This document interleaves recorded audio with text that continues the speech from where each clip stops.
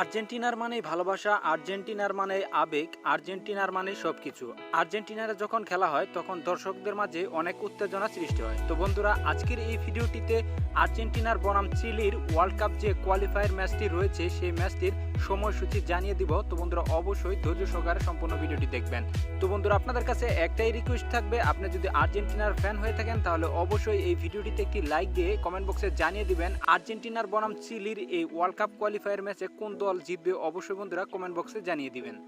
তো বন্ধুরা, তার আগে এক নজরে দেখে আসি ওয়ার্ল্ড কাপ কোয়ালিফায়ারের যে পয়েন্ট টেবিলটি রয়েছে সেই পয়েন্ট টেবিলে আর্জেন্টিনার এবং চিলির অবস্থানটি চলুন দেখে আসি।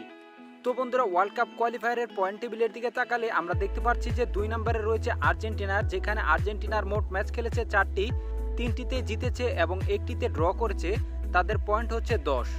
এবং 6 নম্বরে অবস্থান করছে চিলি, যেখানে 4টি ম্যাচ খেলেছে, তারা 1টিতে জিতেছে, 1টিতে ড্র করেছে এবং 2টিতে হেরেছে। তাদের পয়েন্ট কিন্তু 4।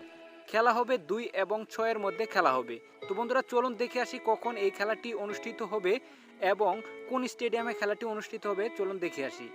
আর্জেন্টিনার বনাম চিলি ওয়ার্ল্ড কাপ কোয়ালিফায়ার ম্যাচটি অনুষ্ঠিত হবে 3 জুন 2021।